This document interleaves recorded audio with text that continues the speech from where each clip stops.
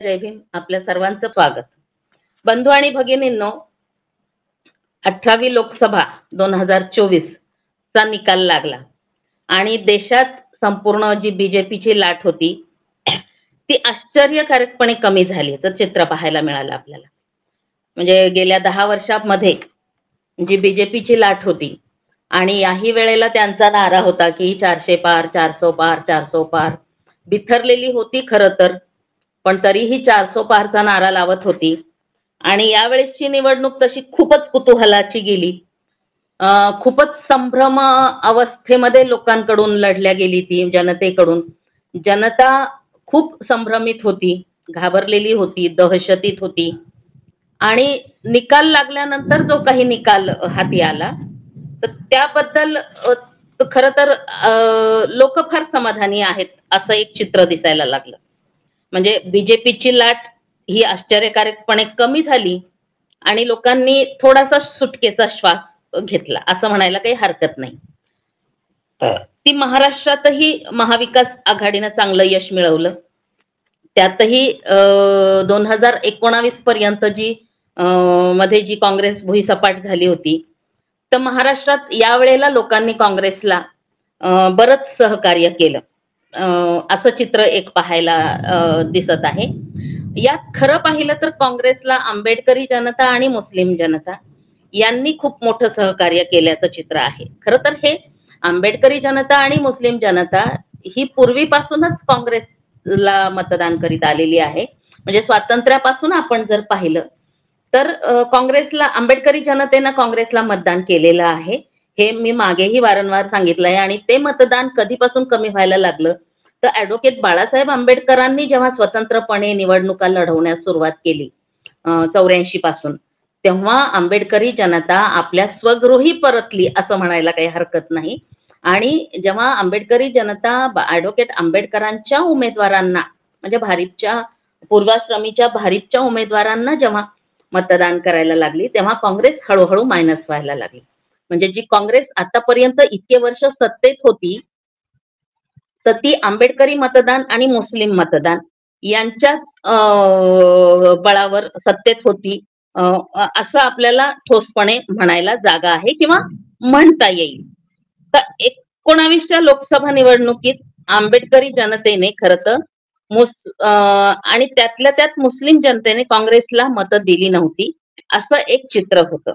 त्यामुळे काँग्रेस सपाटून खाली आली. म्हणजे वंचित ही एक 2019 मध्ये खूप मोठ्या संख्येनं म्हणजे खूप 41% मतदान मिळविणारी वंचित बहुजन आघाडी हा एक चांगला पक्ष किंवा प्रबळ शक्ती म्हणायला काही हरकत नव्हती.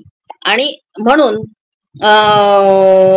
असं म्हणता येईल की ती एक वंचितची जी 19ची ताकद होती आणि महाराष्ट्रात काँग्रेस जी 19 मध्ये भुईसपाट झाली होती तर ती यावेळेस म्हणजे 2024च्या लोकसभा निवडणुकीमध्ये वंचितची बरीच प्रमाणात मतं मिळविण्यामध्ये ती यशस्वी झाली.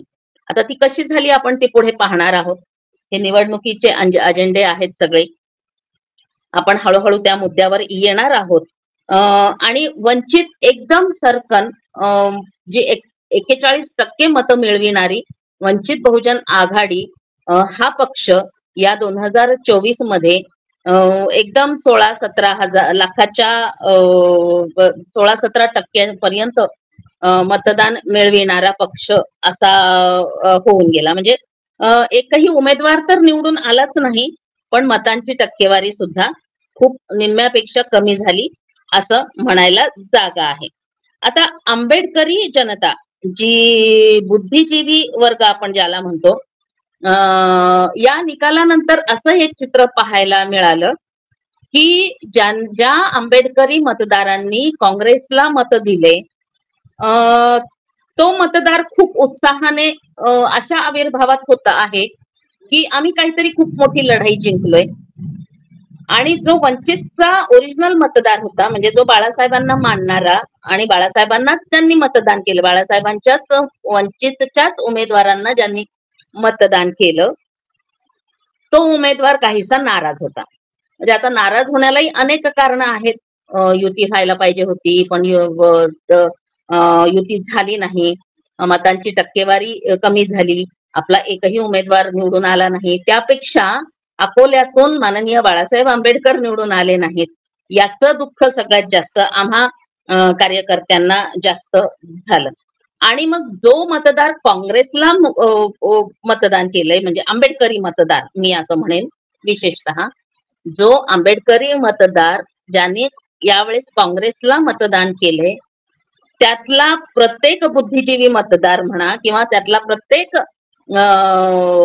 बुद्धिजीवी वर्ग हा वंचित बहुजन आघाडीला आणि पर्यायाने बाळासाहेब आंबेडकरांना दूषणे देऊ लागला किंवा आरोप प्रत्यारोप करू लागला. म्हणजे गेले 4-5 दिवस आम्ही पाहतोच आहे की सोशल मीडियावर म्हणा आणि अनेक पर्यायाने मीडियावर म्हणा की बाळासाहेबांनी युती करायला पाहिजे होती, बाळासाहेबांनी अमुक करायला पाहिजे होतं, ते करायला पाहिजे होतं, किंवा आपले 5-6 उमेदवार निवडून येणार होते. महाविकास आघाडीनं जे काही जाळं टाकलेलं होतं की आम्ही बाळासाहेबांना 5 ते 6 जागा देणार आहोत आणि मग बाळासाहेब आमच्या सोबत यायला पाहिजे होतं, हा जो प्रसार माध्यमातून झालेला होता, तर तो खरा पकडून मग तो हा बुद्धिजीवी वर्ग आपल्याला दूषण देऊ लागला आणि आरोप प्रत्यारोप करू लागला की बाळासाहेबांनी युती करायला पाहिजे होते. आपल्या 5-6 जागा तर निवडूनच आल्या असत्या किंवा 4-5 तर 3-4 तर 3-4, 2 तर 2, 1 तर 1. म्हणजे त्यांनी एकही जागा दिली असती तरी पण बाळासाहेबांनी युती करायला पाहिजे होती आणि युती झाली असती तर आपली एक तरी जागा निवडून आली असती. अशा पद्धतीनं म्हणजे ज्याला राजकारणातलं र कळत नाही, समाजकारणातलं कळत नाही, असा माणूस सुद्धा बाळासाहेब आंबेडकरांना सल्ले देऊ लागला, उपदेश देऊ लागला. हा उपदेश आणि हा सल्ला इतक्या खालच्या पातळीवर जाऊ लागला की असं वाटायला लागलंय ह्या लोकांच्या बुद्धीला झालंय काय. म्हणजे हा खरंच आंबेडकरी समाज आहे, आंबेडकरांचं नाव घेऊन जगणारा, ज्याला बाबासाहेब आंबेडकरांमुळे गुलामीतून सुटका झाली, जो आज शिकून मोठा झालाय, मोठमोठ्या पदावर गेलाय, तो आज आंबेडकरी घराण्यालाच नावं ठेवतोय. पण ह्यात नवीन काहीच नाहीये. म्हणजे असं पहिल्यांदा घडत नाहीये.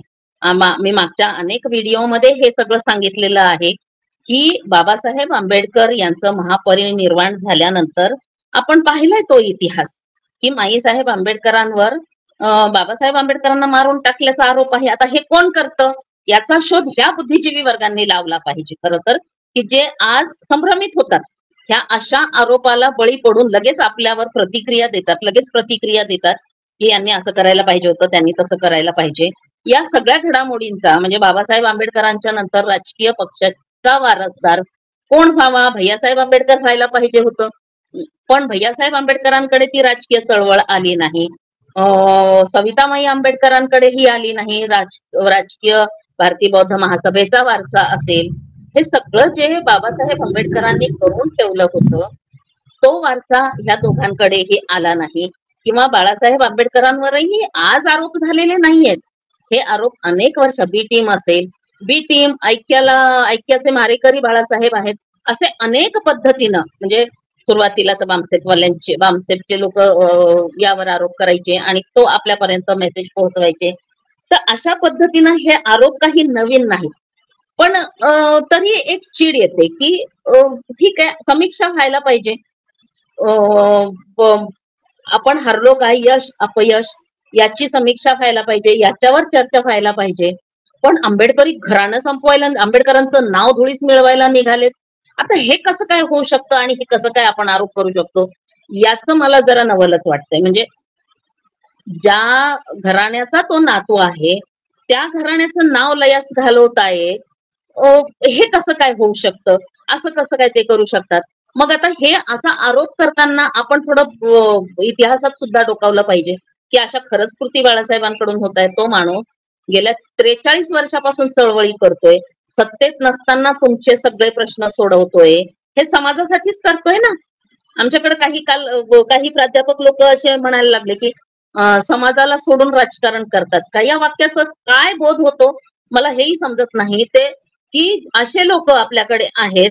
समाजासाठी बाळासाहेब आंबेडकरांनी एवढं सगळं केलेलं आहे, म्हणजे पुढे अजून येणारच आहे की एक संघटना, आमच्याकडे प्राध्यापक संघटनेचं खूप पेव आहे आणि त्याच्या माध्यमातून अनेक प्रश्न सोडवले जातात. आता खरंच सोडवले जातात की नाही सोडवले जात, हा हा वेगळा मुद्दा आहे, त्याच्याकडे आपण जाणार नाही. पण त्या एकत्र काम करीत असलेल्या त्या संघटनेमध्ये तुम्हाला जरासं विचारलं नाही, थोडासा रिस्पेक्ट दिला नाही, जरासं विचारलं नाही, तर तुम्ही लगेच दुसरी संघटना उभी करता आणि त्याचं नाव अजून तुम्ही स्वाभिमानी ठेवता. म्हणजे तुम्हाला तुमचा स्वाभिमान आहे, आता तुम्ही ती संघटना स्वाभिमानाने चालवता की नाही चालवता हे सगळ्यांना माहीत आहे. पण बाळासाहेबांना मात्र अशी शिकवण देता की तुम्हाला समाजाची काळजी नाही, तुम्हाला समाजाशी देणं घेणं नाही, समाजाशी देणं घेणं नाही, ते एवढं मोठं संघटन असंच उभं राहतं का? आज गेल्या अनेक वर्षापासून वंचित बहुजन आघाडीचा धक्का प्रत्येक पक्षाने घेतलेला आहे, तो असंच घेतलाय का समाज त्यांच्या पाठीमागं आहे म्हणूनच घेतलेला, याचं अवलोकन आपण का करत नाही असं बोलताना?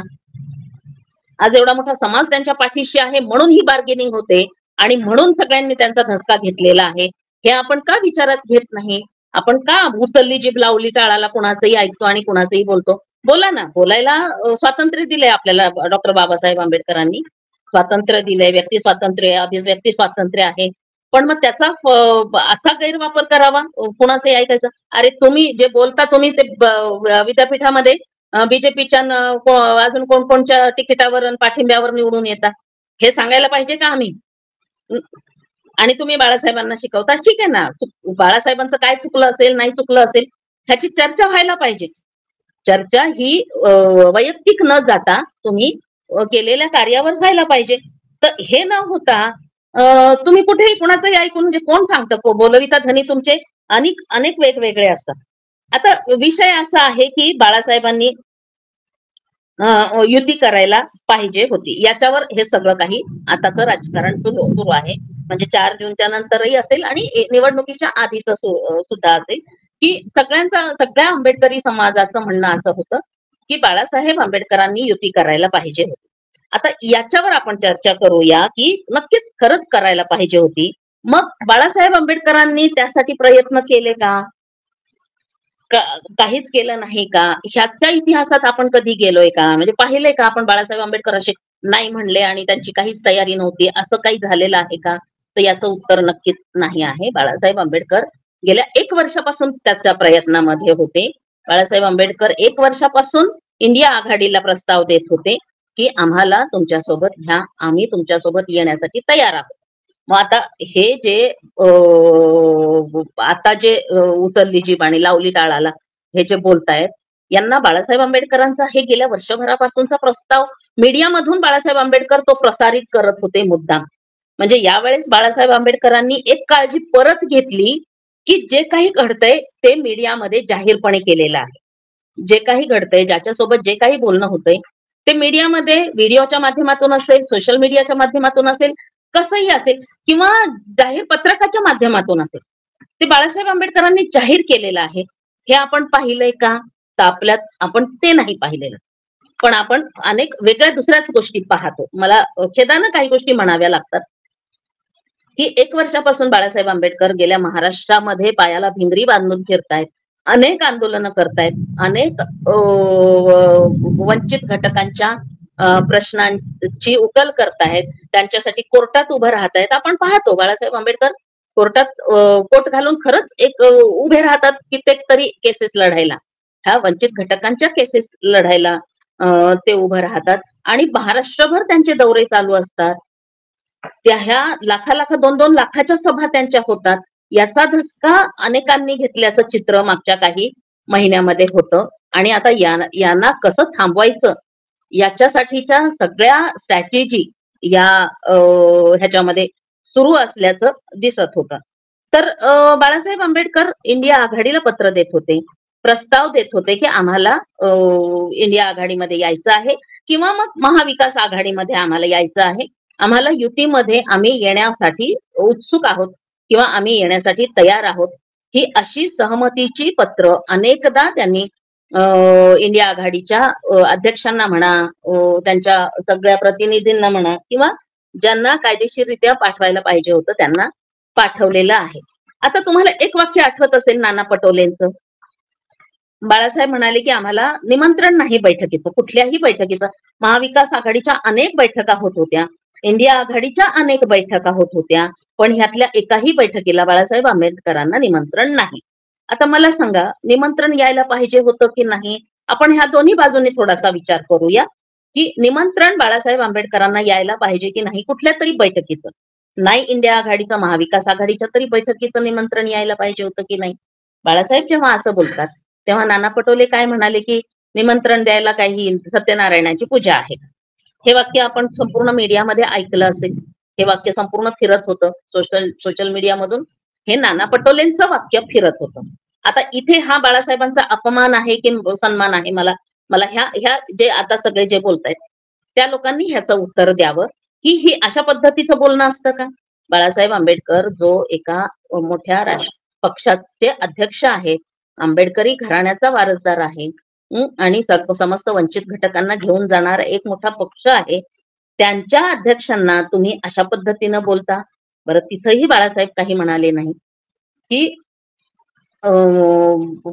त्यावेळेला मला वाटते याच्यानंतरच्या मीडियामधूनच यातून सांगितलं जात होतं की आम्ही वंचितला सोबत घेणार आहोत, आम्ही 5-6 जागा देणार आहोत. हे केवळ मीडियामधून येत होतं. बरं, अशा पद्धतीचं काही महाविकास आघाडीकडून पत्र आल्याचं आपल्याला माहित आहे का की आम्ही 5-6 जागा देणार आहोत? काही लेखी पुरावा आहे का? त्यांनी असं जाहीर केलंय का? नाही. बाळासाहेब आंबेडकरांनी खरगेंना पत्र लिहिलं, राहुल गांधींना निमंत्रण दिलंय, खरगेंना भेट घेतली, स्वतः महाराष्ट्राची परिस्थिती समजावून सांगितली आणि आम्ही या महाविकास आघाडीमध्ये येण्यास तयार आहोत कुठल्याही परिस्थितीमध्ये. आता कुठल्याही परिस्थितीमध्ये म्हणजे याचा अर्थ असा आहे का की तुम्ही अपमान करावा आणि आम्ही लाचारसारखं यावं, असं असं करण्यासारखे बाळासाहेब आहेत का? हेही आपण काही वेळेला विचार केला पाहिजे की त्याच्यानंतरच्या मग जेव्हा ह्या सगळ्या घडामोडी झाल्या तेव्हा मग एका बैठकीला बाळासाहेब आंबेडकरांना बोलावण्यात आलं महाविकास आघाडीनं. मुंबईमध्ये मला वाटतं ती बैठक होती. वंचित बहुजन आघाडीचे प्रतिनिधी धैर्यवान फुंडकर आणि इतर सदस्य आपले ते ज्या त्या बैठकीला गेले तेव्हाचा सुद्धा व्हिडिओ सोशल मीडियावर व्हायरल झाला आहे की या धैर्यवर्धन फुंडकर आणि इतर सदस्यांना बैठकीच्या बाहेर बसवलं आणि आत दार लावून ह्या महाविकास आघाडीच्या सदस्यांनी आत त्यांची चर्चा सुरू झाली. आता यांना बाहेर बसवण्याचं काय कारण आहे? याची 2 कारणं दिसतात. म्हणजे याच्यातून 2 गोष्टी आपल्याला पाहायला मिळतात की एक तर ह्या लोकांची अजूनही मानसिकता झालेली नाहीये की हे अस्पृश्य आहेत. अजून त्यांच्या डोक्यातून अस्पृश्यतेची मानसिकता संपलेली नाही किंवा असं म्हणायला जागा आहे की अस्पृश्यता संपलेली नाही आणि म्हणून त्यांना जातीच्या बाहेर जसं टाकलं जातं ना तसं हॉलच्या बाहेर ठेवलं. हे आतमध्ये बैठक करतायत, चर्चा करतायत, जेवण करतायत, सगळं करतायत आणि यांना मात्र त्या बैठकीच्या बाहेर ठेवलं. तर याच्यातून ही अस्पृश्यता संपली नाही किंवा यांची ही अजून ही अशी मानसिकता तयार झालेली नाही की ह्या वंचित घटकांना आपण आपल्या सोबत बसवलं पाहिजे, आपल्या लाईनमध्ये बसवलं पाहिजे. ही अजून त्यांची मानसिकता झालेली नाहीये, असं एक गोष्ट ह्यातून दिसते. आणि दुसरी अजून महत्वाची गोष्ट यासाठी की महाविकास आघाडीमधील घटक पक्षांचा स्वतःचाच जागा वाटपाचा घोळ हा संपला नव्हता. म्हणजे तोपर्यंतच काय बाळासाहेब आंबेडकर शेवटपर्यंत सांगत होते की जिथे फॉर्म भरण्याची तारीख जवळ येत होती तोपर्यंत ह्यांच्या कितीतरी जागांचा तिढा सुटलेला नव्हता आणि मग त्यातून हे कोणत्या जागा वंचितला देणार होते हाही एक महत्वाचा प्रश्न होता. जिथे यांचाच प्रश्न सुटलेला नाही तर वंचितला हे कोणत्या 5-6 जागा देणार होते असं मीडियामधून सांगत होते वारंवार. ह्याचा काही लिखित पुरावा ह्यांनी दिलाय का? हेही आता बोलणाऱ्यांनी तपासून पाहिलं पाहिजे की मग किंवा मग त्याच्याही आधी जेव्हा बाळासाहेबांनी एक मागणी म्हणता येणार नाही त्याला की एक प्रस्ताव असा दिला होता की 4 घटक पक्ष आहेत तर 12 अशा 4 चौघांना 12 जागा याव्यात असं त्यांनी फक्त प्रस्ताव दिला होता. तो फायनल होता का? तर नाही. तो याच्यासाठी होता की इंडिया आघाडीच्या बैठका होत होत्या पण महाराष्ट्रातल्या महाविकास आघाडीच्या बैठका अजून कसल्याच सुरुवात नव्हती किंवा चर्चेलाही सुरुवात नव्हती.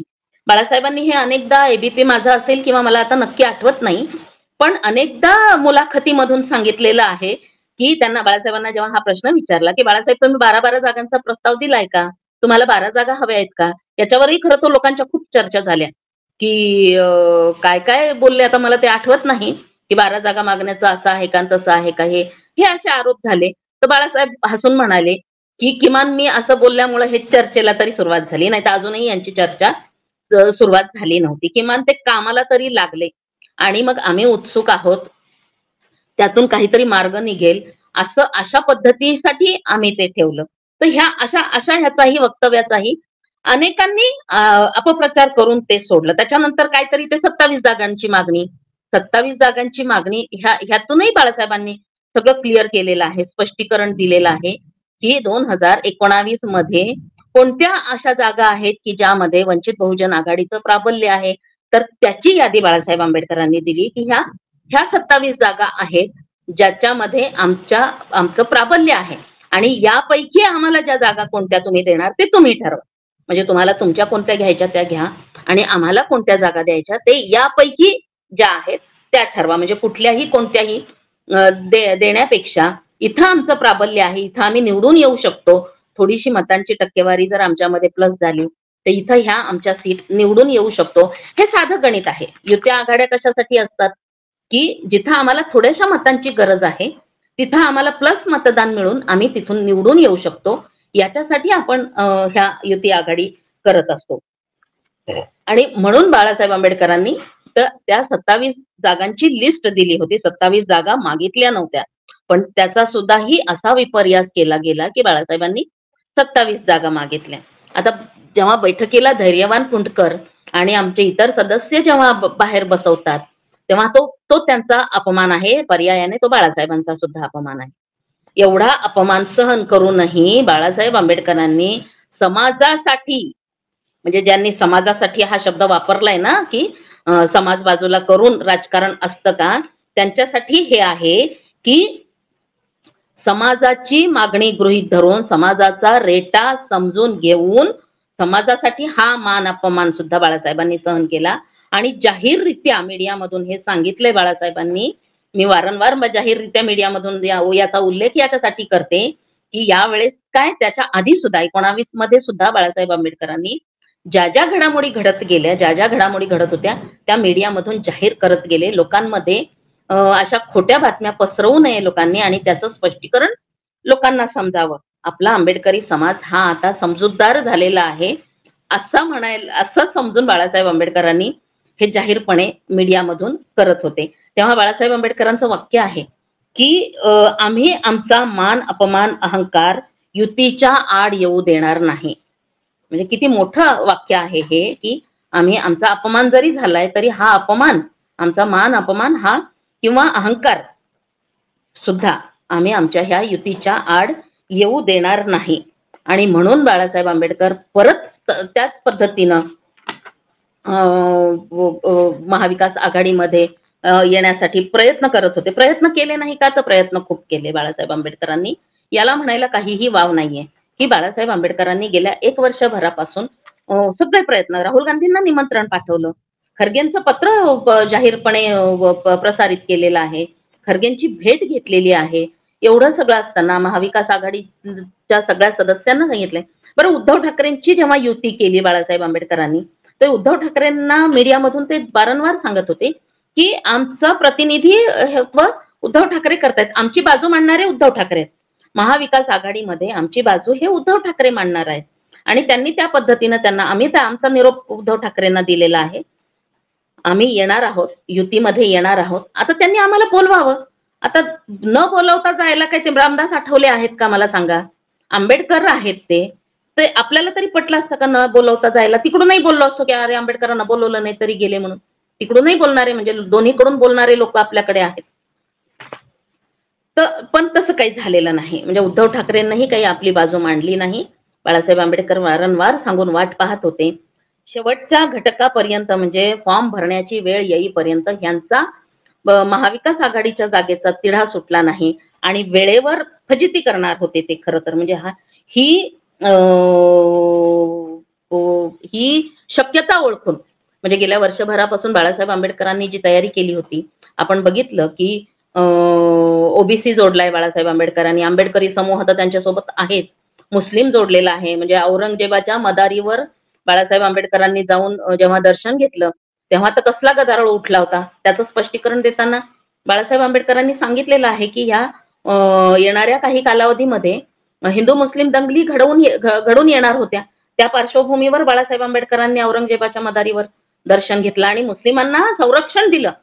म्हणजे ज्या मुस्लिम लोकांच्या मतदानावर काँग्रेस सत्तेवर आलेली आहे इतक्या वर्षापासून, त्या मुस्लिमांच्या बाबतीत गेल्या 10 वर्षात किती अन्याय अत्याचार झाले, पण काँग्रेस त्यांच्या बाजूने उभं राहिली का याचाही विचार मुस्लिम समुदायाने केला पाहिजे.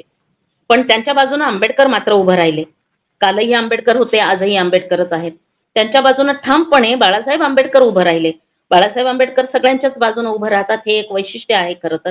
आणि म्हणून ज्या ज्या वंचित घटकांवर अन्याय होतो तिथे तिथे बाळासाहेब आंबेडकर असतात. आणि ती होणारी दंगल थांबल्या गेली. जयचंदचा इतिहास जेव्हा बाहेर आला तेव्हा बाळासाहेब आंबेडकरांच्या या कृतीमुळे त्याच्यावर चर्चा खूप झाल्या. त्याच्यावर चर्चा कसे काय गेले औरंगजेबाच्या मदारीवर, नामुक अंतमुख, हे ह्याच्या खोलात मी जाणार नाही. पण या समुदायाला संरक्षण दिलं. म्हणजे गेल्या 10 वर्षापासून सगळ्या वंचित समुदायात मॉब लिचिंग झालं काय, अजून काय झालं काय, बऱ्याच घटना झाल्या. काँग्रेस उभं राहिली का? संविधान विरोधी किती घटना झाल्या, पण काँग्रेस तिथे उभं राहिली का? आज ज्या आंबेडकरी लोकांनी, जनतेनी संविधान वाचवण्यासाठी म्हणून महाविकास आघाडीला भरभरून मतदान केलं, त्यांनी थोडं आत्मचिंतन करावं की गेल्या 10 वर्षामध्ये किती संविधान विरोधी घटना झाल्या, किती घटना अशा झाल्या ज्याच्या सपोर्टमध्ये काँग्रेस उभं राहिली. काँग्रेस स्वतःलाच वाचवू शकली नाही, संविधान काय वाचवणार आहे. आणि ज्या संविधानासाठी मतं मागून काँग्रेस सत्तेवर आलेली आहे आज, ज्या डॉक्टर बाबासाहेब आंबेडकरांनी संविधान लिहिलं, त्या संविधान सभेत बाळासाहेब येऊ नये म्हणून किती कटकारस्थान केली ह्या काँग्रेसनी. समाज तो विसरलाय. समाज ह्या सगळ्या घटना विसरलेला आहे. संविधान सभेची खिडकी सुद्धा आम्ही उघडणार नाही, आठवत असेल आपल्याला. किंवा कायदा मंत्री पदाचा राजीनामा दिल्यानंतर नंतरच्या निवडणुकीमध्ये बाबासाहेब आंबेडकरांच्या विरोधात त्यांचे सहकारी काजरोळकरांना उभं केलं आणि बाबासाहेबांना पराभूत केलं. हा इतिहास सुद्धा आपण सोयीस्करपणे विसरतो, अगदी सोयीस्करपणे विसरतो. एक का बरं पराभूत करता? एक आंबेडकर त्यावेळेला त्यांना झेपला नाही. आजही तीच मानसिकता आहे की एक आंबेडकर त्यावेळेला झेपला नाही, अजूनही हा आंबेडकर आला आणि त्याच वाटेनं गेला आणि आपल्याला झेपला नाही तर काय होईल. याच उद्देशानं एक अकोल्याची सीट, म्हणजे विचार करण्यासारख्या खूप गोष्टी आहेत. आपण जेव्हा प्रतिक्रिया देतो ना तेव्हा ह्या सगळ्या गोष्टी अधोरेखित करून प्रतिक्रिया दिल्या पाहिजे की बाळासाहेब आंबेडकरांना जर युतीच करायची नव्हती तर काँग्रेसला 7 ठिकाणी पाठिंबा दिलाय, जाहीरपणे पाठिंबा दिलाय. आणि जाहीर केला जेव्हा युतीमध्ये बाळासाहेब आंबेडकरांना घेणार नाहीत असं चित्र दिसायला लागलं बाळासाहेबांना, तेव्हा जाहीरपणे काँग्रेसला खरगेंनाच डायरेक्ट भेटले आणि मी 7 जागेवर तुम्हाला पाठिंबा देतो काँग्रेसला असं जाहीरपणे सांगितलं. हे पाऊल कशासाठी उचललं त्यांनी? महाविकास आघाडीमध्ये येण्यासाठीच ना. फुकट कोणी पाठिंबा देतं का? युतीमध्ये येण्यासाठीच उचललेलं हे पाऊल आहे. हे आपल्याला का लक्षात येत नाही? आज बारामतीमधून सुप्रियाताई सुळे आल्या, कोल्हापूरमध्ये शाहू महाराज आले. हे सगळे बाळासाहेब आंबेडकरांच्या पाठिंब्यावर 7 जागेवर पाठिंबा दिला. विशाल पाटील असेल, अनेक अनेक लोक आहेत. मी आता ही आकडेवारी नाही सांगणार, मी आकडेवारी आपल्याला सगळ्या ह्याच्यातून भेटेल, त्याच्यामध्ये वेळ जाईल. खरं तर अशा कितीतरी जागा आहेत ज्या बाळासाहेब आंबेडकरांमुळे काँग्रेसच्या निवडून आल्या आहेत. मग एक जागा अकोल्याची काँग्रेसला निवडून नाही देता आली. ही नैतिकता नाहीये समजत आपल्याला? ही नैतिकता काँग्रेसने दाखवली का की जिथं 7 जागेवर आपण निवडून आलो, अजून खूप जागेवर आलो असतो. अनेक अशा जागा आहेत की जिथं भाजपा हा खूप थोड्या फरकानं निवडून आलेला आहे. तिथं जर वंचित त्यांच्या महाविकास आघाडीच्या सोबत असते, आता त्याचा रेकॉर्ड मी देणार नाही. मतदार श्रोता वर्ग जर हुशार असेल तर तो ते रेकॉर्ड काढेल. मी त्या रेकॉर्डच्या भानगडीत पडणार नाही. विदर्भामध्ये अनेक ठिकाणी अशा जागा आहेत की बाळासाहेब आंबेडकरांनी पहिल्या टप्प्यातले जे उमेदवार आहेत ते काँग्रेसला पूरक असे दिलेले आहेत. ह्याचाही लेखाजोखा आपण पाहिला पाहिजे की बीजेपीला टक्कर देता येईल काँग्रेसला आणि जिथं काँग्रेसचे उमेदवार निवडून येतील अशा पद्धतीनं काँग्रेसला पूरक असे उमेदवार विदर्भामध्ये पहिल्या टप्प्यामध्ये दिले. याचं कारणही असं की पुढे अजून दुसऱ्या टप्प्यात जर युतीचा प्रस्ताव आला तर ती आपण युती करता येईल. आणि म्हणून पहिल्या टप्प्यामध्ये 5-7 उमेदवार बाळासाहेब आंबेडकरांनी हे काँग्रेसला पूरक असलेले दिले आणि म्हणून तिथं विदर्भातल्या 7-8 ज्या काही जागा निवडून आलेल्या आहेत त्या केवळ वंचित बहुजन आघाडीमुळे निवडून आलेल्या आहेत, याचा सुद्धा विचार पर्यायाने आपण केला पाहिजे. आणि ज्या 7 ठिकाणी बाळासाहेब आंबेडकरांनी जाहीरपणे पाठिंबा दिलेला आहे, त्या 7 जागांच्या बदल्यामध्ये एक अकोल्यात पाठिंबा देऊ शकली नाही काँग्रेस. एवढी नैतिकता, एवढी मॉरॅलिटी त्यांच्यामध्ये नाहीये, याचा विचार आपण नाही करू शकलो असतो. युतीमध्ये बाळासाहेब आंबेडकरांना आम्ही निवडून आणतो म्हणतात, मग असं त्यांनी पाठिंबा देऊन निवडून येऊ शकले असते. आज तिथे धोत्रीच निवडून आलेले आहेत, अभय पाटील नाही निवडून आले आणि बाळासाहेब आंबेडकरही निवडून आले नाही. म्हणजे बाळासाहेब आंबेडकर आले नाही पाहिजे म्हणून तुम्हाला बीजेपी चालतो. अनेक अशा जागा आहेत की जिथे काँग्रेस काही फरकानंच निवडून नाही आली, बीजेपी काहीच फरकानं निवडून नाही आले. जिथे जर वंचितचं आम्हाला काँग्रेसला मतदान मिळालं असतं तर काँग्रेस निवडून आली असती, बीजेपी निवडून नसती आली. पण यांना बीजेपी निवडून आली तरी चालते, पण बाळासाहेब आंबेडकर निवडून यायला नाही पाहिजे, ही मानसिकता आपण लक्षात घेतली पाहिजे.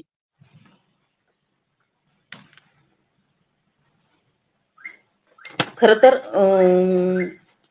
या अशा मानसिकतेतून आपण कधी बाहेर पडणार हा सुद्धा एक विचार करण्यासारखी गोष्ट आहे. अत्यंत प्रतिकूल परिस्थितीमध्ये बाळासाहेबांनी खरं तर हा तिसरा पर्याय उभा केलेला आहे, वंचित बहुजन आघाडीचा.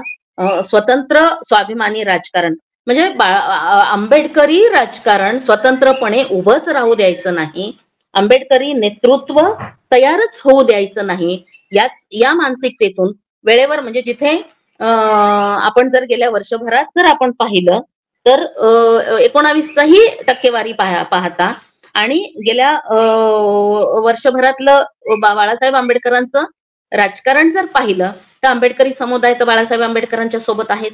ओबीसी समुदाय बाळासाहेब आंबेडकर गेल्या अनेक वर्षापासून जोडलेला आहे. औरंगजेबाच्या मदारीवर जाऊन आल्यानंतर जेव्हा मुस्लिम समुदायाला बाळासाहेब आंबेडकरांनी संरक्षण दिलं तेव्हा मुस्लिम समुदाय सुद्धा बऱ्याच प्रमाणात आंबेडकरांकडे येणार असं चित्र एक उभं राहत होतं. मनोज जरांगेच्या उपोषणानंतर त्याला जेव्हा बाळासाहेब आंबेडकरांनी पाठिंबा जाहीर केला आणि त्याची भेट घेतली तर मराठा मतदार सुद्धा थोडासा झुकण्याच्या मार्गावर होता. आता महाविकास आघाडीला हे सगळं जेव्हा दिसलं की ओबीसी जातोय, ओबीसी मतदार हा बीजेपीचा मतदार आहे, हे जेव्हा सगळे समुदाय जर वंचित बहुजन आघाडीकडे गेले तर आपलं काय होईल. आणि ह्याच्यामधून ही निवडणूक संविधान वाचवण्यासाठी महाविकास आघाडीला मतदान करा आणि असा संदेश, म्हणजे याला आपण निवडणुकीची स्ट्रॅटेजी म्हणू शकतो. पण असा एक मेसेज जेव्हा असं चित्र दिसायला लागलं की वंचित बहुजन आघाडी एक मोठी शक्ती आहे, तिथं मुस्लिम जातोय, ओबीसी जातोय, आंबेडकरी समुदाय तर आहेच आणि इथून मराठा काही प्रमाणात, म्हणजे आता तो किती येईल किती नाही ह्याचा आपण काही लेखाजोखा देऊ नाही शकणार. पण असं जर चारीचं समीकरण झालं आणि जर वंचित बहुजन आघाडी मोठी व्हायला लागली तर काय होईल. आणि म्हणून अशी खेळी खेळल्या गेली की आंबेडकरांचं मतदान कशा पद्धतीनं आपल्याला मायनस करता येईल अशा खेळी खेळल्या जाऊ लागल्या. आणि हा इतिहास आहे की आंबेडकरी मतदान हे आंबेडकरी समुदाय हा संभ्रमित होतो किंवा हा भावनिक आहे, याला भावनिक विषय दिला की तो पटकन वळतो. म्हणजे हा इतिहास आहे. ऐक्याच्या खेळीचे प्रकार मी मागे सांगितलेले, परत मी त्याच्यामध्ये जाणार नाही. म्हणजे प्रत्येक वेळेला वेगवेगळे खेळी खेळल्या जातात आणि म्हणून आंबेडकरी समुदायाला संभ्रमित केल्या जातं आणि तो संभ्रमित होतो. या वेळेला संविधान वाचवण्यासाठी म्हणून महाविकास आघाडीला मतदान करा, बीजेपीला सत्तेवरून खाली खेचण्यासाठी महाविकास आघाडीला मतदान करा, असा जो संदेश आंबेडकरी समुदायामध्ये पसरवला गेला. आंबेडकरी समुदायाने तो अगदी प्रामाणिकपणे कॅच केला, प्रामाणिकपणे त्याला अधोरेखित केलं आणि भरभरून या ह्याच्यामध्ये बाळासाहेब आंबेडकरांवर प्रेशर आणल्या जायला लागलं की युती करा, युती करा, युती करा. आता मला इथे एक हे सांगायचं आहे की ज्या पद्धतीनं बाळासाहेब आंबेडकरांवर युती करायला पाहिजे होती असा दबाव आपण जेव्हा बाळासाहेब आंबेडकरांवर आणतो त्याच पद्धतीनं या आंबेडकरी समुदायाने महाविकास आघाडीवर दबाव आणलाय का कधी? हे कधी केलंय का की काँग्रेसने वंचित बहुजन आघाडीला किंवा ॲडव्होकेट बाळासाहेब आंबेडकरांना महाविकास आघाडीमध्ये घेतलं पाहिजे? म्हणजे आता मी एवढं जे सांगितलेलं आहे की बाळासाहेब आंबेडकरांनी प्रयत्न केले, सगळ्या पद्धतीनं प्रयत्न केले, पण त्यांना साधं एक 4 ओळीचं पत्र मिळालेलं नाही. आणि वेळ येऊपर्यंत, फॉर्म भरण्याची वेळ येऊपर्यंत ह्यांच्या जागेचा तिढा सुटला नाही. मग ऐन वेळेवर फॉर्म भरण्याची तारीख निघून जाईल आणि आमची कुठलीच उमेदवार निवडणुकीच्या रिंगणात उभे राहणार नाहीत, अशी खेळी आपल्या अंगलट येण्यापेक्षा, म्हणजे ही शक्यता नाकारता येत नाही, म्हणून बाळासाहेब आंबेडकरांनी पहिल्या टप्प्यातले आपले उमेदवार जाहीर केले. आणि पत्रकार जेव्हा विचारतात तेव्हा मग ते सांगावं लागतं की आमची युती नाही, आम्हाला निमंत्रणच नाही. मग असा दबाव कधी आपण काँग्रेसवर केलाय का, करतो का, की का तुम्ही बाळासाहेब आंबेडकरांना घेतलं नाही, तुम्ही का घेत नाही काय? मग ते जर मीडियामधून सांगतात की आम्ही तर तयार होतो बाळासाहेब आंबेडकरांना घ्यायला, बाळासाहेबच नाही आले, याचा काही लेखी पुरावा आहे का, काही लेखी दिलंय का त्यांनी? केवळ मीडियामधून सांगतात म्हणून आपण ऐकतो. आता आपण सजग झालं पाहिजे. आता आपण ह्या सगळ्या घटनांना बळी पडलं नाही पाहिजे. अजून वेळ गेलेली नाहीये, अजून वेळ गेलेली नाहीये. ज्या पद्धतीनं आपण बाळासाहेब आंबेडकरांना सल्ले देतो, बाळासाहेब आंबेडकरांना सांगतो की नाही त्यांनी घेतलं, जायला पाहिजे होतं एक जागा तरी. मला अनेक माझ्या डॉक्टर मैत्रिणी आहेत, माझे खूप वाद होतात माझ्या मैत्रिणींसोबत, खूप समजावून सांगते घसा ओरडून ओरडून की ते घ्यायला तयार नाहीये. त्यांची मानसिकता बाळासाहेब आंबेडकर एकटे पण निवडून आले नाही पाहिजे, बाळासाहेब आंबेडकर आलेच नाही पाहिजे निवडून, ही जी मानसिकता आहे, ह्या मानसिकतेतून ते वागत असतात. आणि हे केवळ आंबेडकरी जनतेला संभ्रमित करण्यासाठी समाजामध्ये पसरवतात की आम्ही बाळासाहेब आंबेडकरांना घेतो. तुम्ही एक जागा बाळासाहेब आंबेडकरांची तरी आली असती, मग त्यांनी का पाठिंबा दिला नाही? अकोल्यामध्ये अभय पाटील हा उमेदवार का उभा केला, का त्यांनी आंबेडकरांना पाठिंबा दिला नाही? हे कधी विचारतात का हे सुशिक्षित बुद्धिजीवी वर्ग? जेव्हा आम्हाला इतका शांतपणा रोज डोकं खातोय आम्ही, अनेक जणांना आम्ही रोज सांगतोय की अकोल्यात सुद्धा यांनी बाळासाहेब आंबेडकरांना पाठिंबा दिला नाही. आले असते ना बाळासाहेब आंबेडकर, आले असते बाळासाहेब आंबेडकर निवडून, तर ते एक सीट सुद्धा यांना नको आहे बाळासाहेब आंबेडकरांची. अशा पद्धतीचं समाजकारण, राजकारण जेव्हा महाविकास आघाडी करते, तर ह्या साध्या बाबी आपल्याला का समजू नयेत? आपण ही चिकित्सा का करत नाही, ही सुद्धा केली पाहिजे. जेव्हा आपण वंचितला दूषणे देतो, बाळासाहेब आंबेडकरांना सल्ले देतो, उपदेश देतो, हे करायला पाहिजे. ठीक आहे, बाळासाहेब आंबेडकरांनी नम्रपणे हा जनादेश स्वीकारलेला आहे, जाहीरपणे सांगितलेलं आहे की आम्ही याच्यावर आत्मचिंतन करतो. पण ह्या सगळ्या बुद्धिजीवी वर्गांनी सुद्धा आत्मचिंतन करायला पाहिजे की का विचारवंतांना कामाला लावलं, का ती वेळ येते तुम्हाला? विचारवंत सुद्धा, हे आंबेडकरी विचारवंत सुद्धा अशा वेळेला किती आंबेडकरांच्या विरोधात असतात, हे सुद्धा का का असतात, हे सुद्धा विचार करण्यासारखी गोष्ट आहे की असं काय करतात बाळासाहेब आंबेडकर. आणि म्हणून बाबा युती केली पाहिजे, पण सोबत वंचितला जर सोबतच कोणी घेत नसेल, तर हे न समजू शकलेला आंबेडकरी समाज या देशातील एकमेव राजकीय अडाणी समाज आहे असं म्हणावं लागेल. आणि परक्या लोकांच्या सांगण्यावर स्वतःचं घर उद्ध्वस्त करून हा समाज बेईमान होतो. एक एक जाता जाता एक एक उदाहरण सांगेन मी तुम्हाला की जितेंद्र आव्हाड हे जातीनं वंजारी आहेत. म्हणजे हा मेसेज आपल्याकडे सगळीकडे फिरतो आहे सोशल मीडियावर, म्हणून मग मला पण एक सांगावं वाटते जाता जाता की जितेंद्र आव्हाड हे जातीनं वंजारी आहेत. वंजारी समाजाची संख्या बीड जिल्ह्यात मोठ्या प्रमाणावर आहे. बीडमधून गोपीनाथ मुंडे आणि त्यांच्यानंतर पंकजाताई मुंडे भाजपतर्फे निवडणूक लढवित आहेत. भाजपतर्फे निवडणूक लढविणाऱ्या वंजारी समाजातील मुंडे परिवाराच्या विरोधात प्रचार करण्यासाठी जितेंद्र आव्हाड कधीच जात नाही. भाजपकडून असले तरी आपल्या जातीचे उमेदवार निवडून यावे म्हणून आव्हाड बीडमध्ये राष्ट्रवादीचा प्रचार करायला कधीच जात नाहीत. म्हणजे बघा, लक्षात घ्या, हा हे फार महत्वाचं आहे. या गोष्टी आपण लक्षात घेणं फार महत्वाचं आहे. आपल्या जातीची मते भाजपला जातात तेव्हा आव्हाडला संविधान धोक्यात असल्याचे वाटत नाही. पण हाच माणूस बौद्धांना नेहमी डॉक्टर बाबासाहेब आंबेडकरांना माझा बाप म्हणून सांगतो. जितेंद्र आव्हाड बोलण्याची सुरुवात जयभीमनी करतो आणि डॉक्टर बाबासाहेब आंबेडकर हा माझा बाप आहे हे नेहमी सांगतो. आता नुसतं जयभीम केलं आणि माझा बाप आहे म्हणल्यानं तो खरंच संविधानवादी किंवा बौद्धांचा होत नाही किंवा बाबासाहेब आंबेडकरांना मानणारा होत नाही. हे अनेक उदाहरणातून त्यांनी, आता काल परवाच्या ताज्या उदाहरणातून दिसलेलं आहे की मनुस्मृती फाडताना बाबासाहेब आंबेडकरांचा फोटो त्यावर आहे आणि नंतर जाहीरपणे माफी मागतो, म्हणजे आत एक बाहेर एक अशा पद्धतीनं. तर हा माणूस ॲडव्होकेट बाळासाहेब यांच्या विरोधात बौद्धांना नेहमी भडकवित असतो. हे आपण पाहिलेलं आहे. तर हे का करतो तो?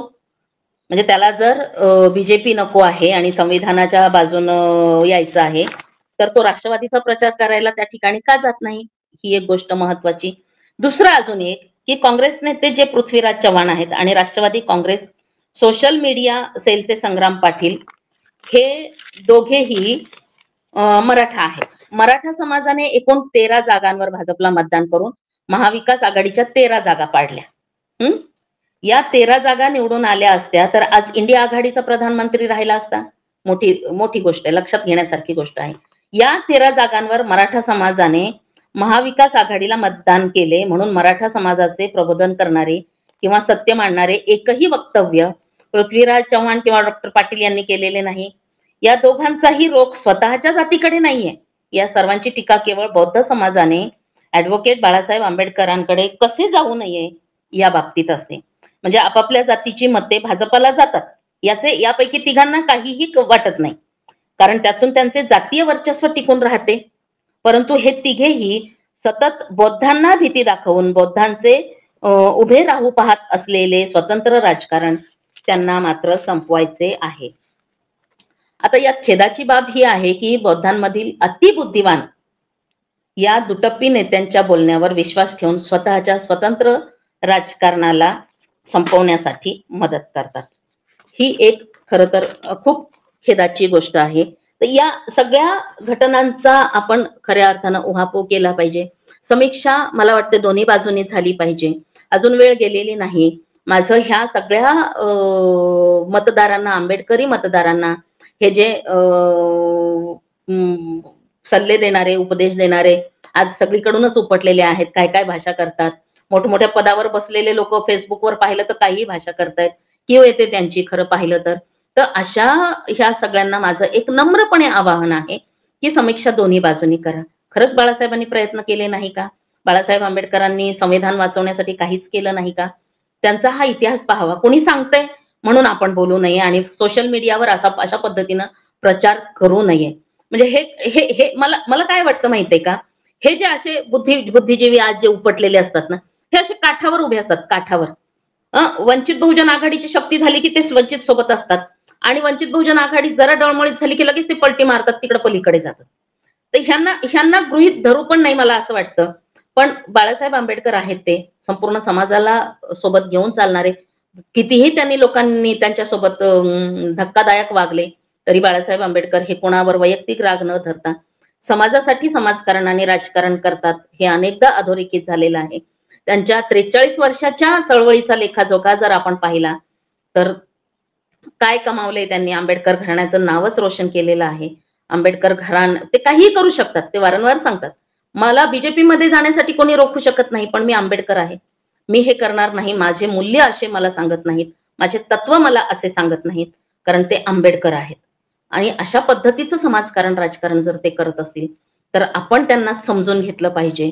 आणि आपण स्वतः म्हणजे आम्ही कार्यकर्ते तर आम्ही त्यांच्यासोबत असेही तसेही आहोतच.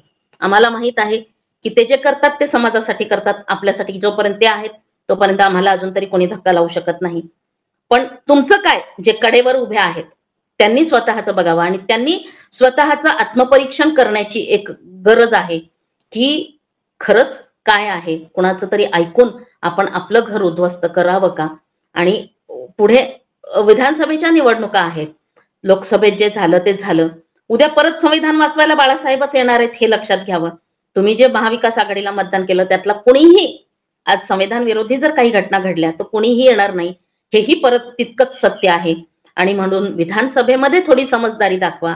नम्रपणे मला त्यांना आवाहन करायचं आहे की संभ्रमित होऊ नका, लोकांच्या वक्तव्याला बळी पडू नका, खोट्या अपप्रचाराला बळी पडू नका. विचार करा, समीक्षा करा, खरंच कोणाचं चुकलंय आणि विधानसभेमध्ये परत एकदा बाळासाहेब आंबेडकरांना संधी द्या, एवढंच आवाहन मी करते. जाता जाता एक 2 ओळी आहेत, त्या खऱ्या होऊ नये. खरं तर 2 ओळी मला कुठेतरी सापडल्या म्हणून मी म्हणते कि उन गुलामों को आजाद करना नामुमकिन है जिन्हें अपनी बेड़ियों से प्यार है. उन गुलामों को आजाद करना नामुमकिन है जिन्हें अपनी बेड़ियों से प्यार है. खूप मोठ्या दोन ओळी आहेत या, म्हणजे ज्यांना अजूनही काँग्रेसमधून बाहेर पडावंच वाटत नाही. काँग्रेस सुरक्षित आहे, काँग्रेसच आम्हाला सुरक्षित देते, ही जी मानसिकता आहे ह्याच्यामधून ज्यांना बाहेर पडावंच वाटत नाही, तर त्यांना स्वतंत्र करणं खरंच मुश्किल आहे. पण तरीही हे करावं लागणार आहे. याचा विचार त्याच लोकांनी केला पाहिजे की आपण कुठे जायला पाहिजे. एवढंच एक नम्रपणे आवाहन करते आणि आजचा व्हिडिओ इथं लांबलाय तो इथं थांबवते. आपले सर्वांचे परत एकदा आभार व्यक्त करते आणि थांबते. धन्यवाद.